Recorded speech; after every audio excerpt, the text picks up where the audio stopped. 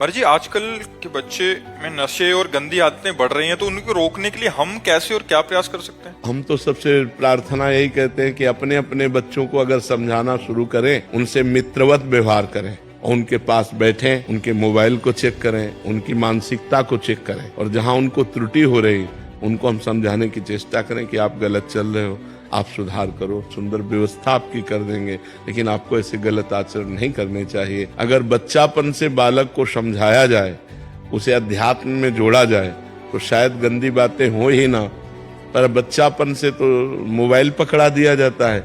छोटे छोटे बच्चे मोबाइल के कारण बहुत बिगड़ गए हैं।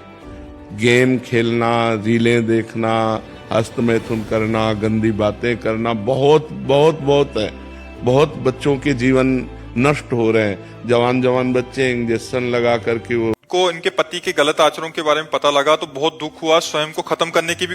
हम आपसे प्रार्थना करते हैं सबसे, आज कोई पवित्र नहीं है। 100 में अगर 1% की बात आवे तो उसमें भी हमें संशय रहेगा। न बच्चा पवित्र है न बच्ची पवित्र है। अगर तुम्हें अपने पति की गलती समझ में आई तो लौट के अपनी गलती देख लो। आप ऐसा नहीं कह सकती कि मेरे द्वारा गलती नहीं हुई, कोई भी नहीं कह सकता। इसलिए मुझे लगता है समस्या को सुलझाओ और अगर गलती एक दूसरे की समझ में आ जाए तो आगे से गलती ना करो और संशय मत करो। प्यार बढ़ाओ, आप अपना इतना प्यार बढ़ाओ कि पीछे की गलतियां सब ढक जाएं। अगर एक दूसरे की टांग खींचोगे तो तुम्हारा जीवन संकटपूर्ण हो जाएगा, पक्की बात समझ लो। और अगर महाराज जी, अगर वो एक दूसरे जैसे ये हैं, पति नहीं सुधरना चाह रहे हैं, पत्नी नहीं सुधरना चाह रही है, फिर वो दूसरा रास्ता हो गया। अगर नहीं सुधारना चाहते तो पहले सुधारने की चेष्टा करनी चाहिए, उसको प्यार देना चाहिए। फिर भी नहीं सुधर रहा है तो फिर रास्ता दूसरा हो जाता है। फिर हमें इस जन्म में अच्छे या बुरे भोग भोगने होते हैं, उन्हें इस जन्म में भोगते हुए हमें स्मरण क्यों नहीं हो पाता कि कौन से अच्छे या बुरे कर्मों का फल हमें मिल रहा है, ताकि हम उन भोगों को भोगते हुए माया विस्मृत कर देती है। 9 महीना माँ के गर्भ में रहे,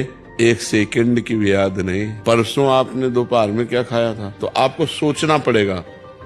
परसों बड़ा मेहनत करनी पड़ेगी, तब परसों दोपहर में क्या पाया था फिर आप निर्णय कर पाओगे। पूर्व जन्म की तो छोड़ो, ऐसा है माया का विस्मरण जाल, वो हमारी हर बात को विस्मृत कराती जाती है। तो अब जैसे आप भजन करो और भगवान में चित्त जुड़ने लगे, माया से ऊपर उठने लगे, तो आपको ज्ञान होने लगेगा। पूर्व जन्म में हम ये थे, हमारे द्वारा ये आचरण हुआ, उसका ये फल हुआ, ये आचरण हुआ। जितना आप भजन के द्वारा पवित्र होते जाएंगे उतने आपको इस महाराज जी तो पार्टी छोड़ के आपसे मिलने आया हूँ। हाँ यार, भले छोड़ के आ गए। आज जन्मदिन है लेकिन इसने कहा कि पार्टी नहीं करूंगा, महाराज जी से मिलने जाऊंगा। बिल्कुल, आज तुम जाकर शाम के अपने घर में 1 घंटे कीर्तन करना, ठीक है? 1 घंटे राधा नाम का कीर्तन करना और अपने सब साथियों को बुलाकर अच्छे अच्छे पदार्थ पवाना। ऐसे पार्टी करो, भगवान नाम कीर्तन करके लोगों को पवाओ, तो इससे तुम्हारा जन्म सार्थक रहेगा, ठीक है? जी आप कहते हैं कि आपके यहाँ कोई चमत्कार नहीं है। सबसे बड़ा चमत्कार ये होता है किसी जीव की बुद्धि को बदल देना। तो हमारी श्री जी सबसे बड़ा चमत्कार ये कर रहे कि बिगड़ैल जितनी बुद्धि है उन सबको सुधार रही है। यही चमत्कार है वृंदावन का, वृंदावन राधा के कुंज का, कि अगर आप सुन लिए तो सुधरोगे जरूर। बहुत सारे डरते हैं कि या तो सुनना नहीं या तो सुनना नहीं, कि हमें प्रेमानंद की बात बंद कर दो।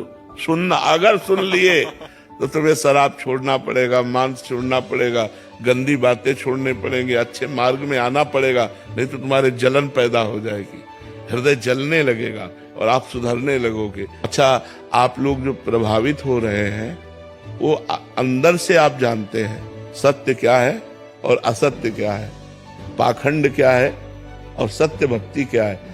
आप ना जानते हो तो भी आप जानते हैं कि भगवान के अंश है। हमने अपनी तरफ से बहुत प्रयास कर लिया, सब तरह से हार गए। मेरा मन मोबाइल में सत्संग का बहाना लेकर प्रपंच देखने लग जाता है और घंटों खराब कर देता हूँ। से मोबाइल रखते हो, आप इतना अपने पे कंट्रोल रखो कि मुझे एकांतिक देखना है, मुझे सत्संग सुनना है, मुझे अपनी बात देखनी, इसके बाद बंद कर देना है। अब ये थोड़ी कि उसमें कह दो, ऐसे नहीं, अंगुली बढ़ाते मत चले जाओ। अब वही चैप्टर खोलो, इतना पढ़े लिखे हो बस उतना ही देखो, उसके बाद स्विच ऑफ कर दो, रख दो, आप उसको मत देखो, नहीं तो घंटों समय व्यर्थ कर देगा।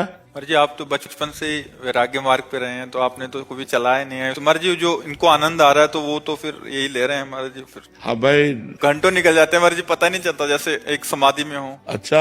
जी महाराज जी ऐसे लिखा है उसमें। हाँ, नहीं रोको, गलत समय को रोको। महाराज जी जैसे हम तो गृहस्थी हैं, आप ऐसे बहुत से काम होते हैं, जैसे यहाँ आना है तो टिकट मोबाइल से बुक करनी है, सब्जी लेने जानी है तो मोबाइल से। हाँ तो उसमें थोड़ी आपको परेशानी पड़ी, परेशानी तो आपको रील देखने में पड़ रही है।